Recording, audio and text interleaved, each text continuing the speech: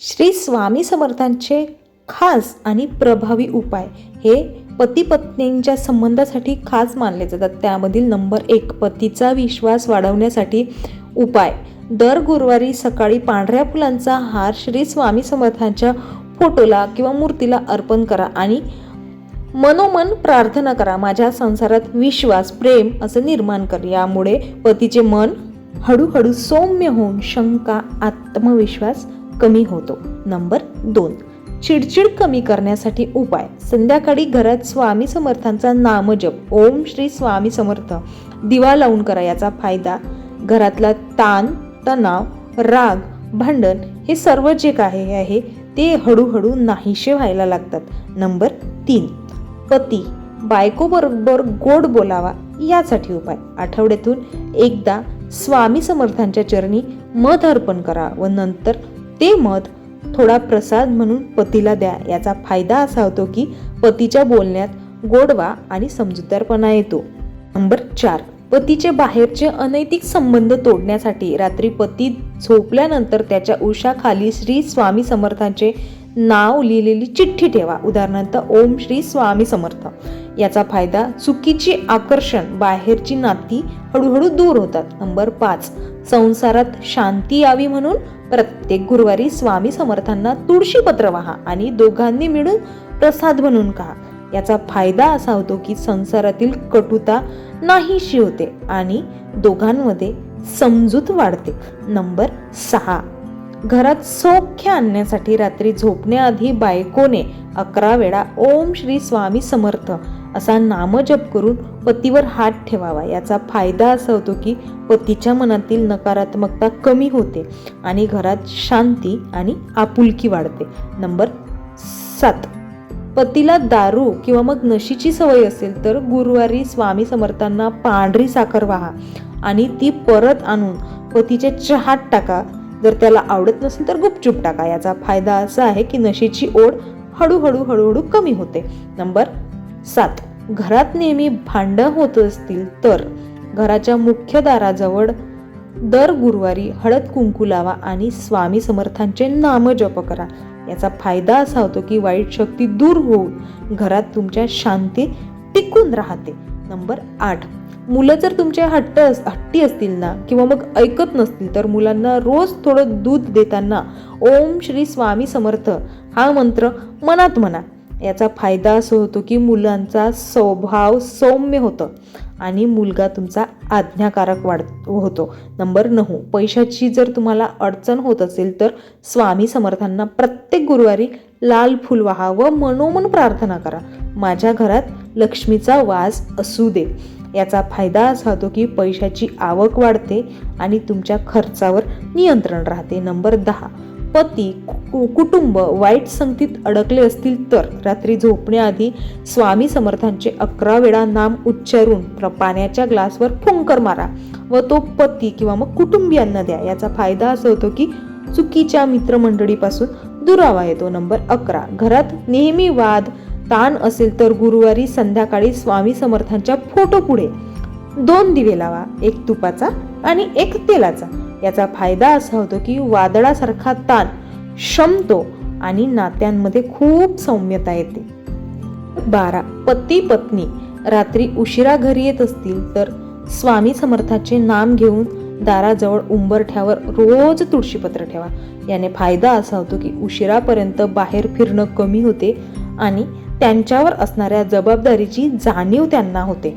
Number 13, तुमच्या नोकरीत अडचणी येत असतील ना तर प्रत्येक सोमवारी सकाळी स्वामी समर्थांच्या चरणी गूळ आणि तूप वाहा. यांना फायदा असा होतो की तुमच्या नोकरीत स्थैर्य येते आणि तुमची अडकलेली प्रगती पुन्हा सुरू होते. नंबर 14, व्यवसायात तोटा होत असेल तुम्हाला दुकानमध्ये किंवा मग ऑफिसमध्ये तर तिथे प्रवेशद्वाराजवळ स्वामी समर्थाचा लहानसा फोटो ठेवा. याने फायदा असा होतो की तुमचे ग्राहक वाढतात आणि ग्राहक वाढल्यामुळे तुमचा पैसाही टिकतो. नंबर 15, पती किंवा पत्नी लवकर रागवत असतील तर रोज सकाळी स्वामी समर्थांचे नाम घेत गोड पदार्थ साखर मिश्री असं अर्पण करा. याने फायदा असा होतो की मनातील कटुता दूर होऊन राग कमी होतो. नंबर 16, पती परस्त्री आकर्षणात अडकला असेल तर गुरुवारी संध्याकाळी स्वामी समर्थांना केळी अर्पण करून पतीला तो प्रसाद खायला द्या. याचा फायदा असा होतो की चुकीचे आकर्षण दूर जाऊन संसारात निष्ठा टिकते. नंबर 17, घरात नकारात्मकता ऊर्जा वाटत असेल तर प्रत्येक गुरुवारी स्वामी समर्थांचे ओम श्री स्वामी समर्थ असं 108 वेळा जप करा. याचा फायदा असा होतो की नकारात्मक शक्ती नष्ट होऊन वातावरण पवित्र होते. नंबर 18, मुलं तुमच्या अभ्यासाकडे लक्ष देत नसतील तर स्वामी समर्थांच्या फोटो पुढे रोज पेन्सिल ठेवून 11 वेळा नामजप करा आणि ती पेन्सिल तुमच्या मुलांना वापरायला द्या. यामुळे तुमचे मुलं अभ्यास सुद्धा करतील आणि अभ्यासात लक्ष सुद्धा देतील. नंबर 19, पती पत्नी सतत वाद घालत असतील ना तर गुरुवारी संध्याकाळी दोघांनी मिळून स्वामी समर्थांना नारळ अर्पण करा मंदिरात जाऊन. आणि यामुळे फायदा काय होते की कटुता नात्यातील कमी होते आणि तुमच्या नात्यात गोडवा वाढतो. नंबर 20, वाईट नजर लागली असेल तर गुरुवारी स्वामी समर्थांचे लाल मिरची मीठ घरातल्या प्रत्येकावरून फिरवावं, ते बाहेर टाका. याने फायदा असा होतो की तुमचा नजरदोष नष्ट होतोय, आरोग्य आणि शांती वाढते. नंबर 21, कर्जाचा भार जर जड झाला असेल तर स्वामी समर्थांना गुरुवारी एक नाणी अर्पण करा आणि ती नाणी गुलकंदात ठेवून द्या. याने फायदा असा होतो की कर्जफेडीची संधी मिळते आणि आर्थिक ओझं हळूहळू कमी व्हायला लागते. नंबर 22, कुटुंबावर वाईट करणी जादूटोना असं झाल्यासारखं काही वाटत असेल ना तर घरात दररोज संध्याकाळी स्वामी समर्थांचे नाम घेत धूप करा. फायदा असा होतो की जादूटोना करणीचा जो काही प्रभाव आहे तो हळूहळू नष्ट व्हायला लागतो. नंबर 23, सासू आणि सुनेत जर पटत नसेल ना तर गुरुवारी स्वामी समर्थांना एक नारळ अर्पण करून त्याचा प्रसाद दोघींनी सुद्धा वाटून घ्यावा. याचा फायदा असा होतो की सासू आणि सुनेंमधील आपसातील भांडणे कमी होतात आणि दोघींमधील प्रेम वाढते. नंबर 24, घरात नेहमी झोप न लागणे, भीती वाटणे असं काही होत असेल ना तर स्वामी समर्थांचे नाम लिहिलेली चिठ्ठी उशीखाली ठेवा. याचा फायदा असा होतो की गाढ झोप लागते आणि तुमची भीती सुद्धा कमी होते. हा उपाय नक्की करून पहा. नंबर 25, घरात शांती सुख समृद्धी जर तुम्हाला हवी असेल तर गुरुवारी सकाळी घरात गाईच्या तुपाचा दिवा लावून ओम श्री स्वामी समर्थ असं जपा. याचा फायदा असा होतो की घरात शांती सुख आणि लक्ष्मीचा वास राहतो.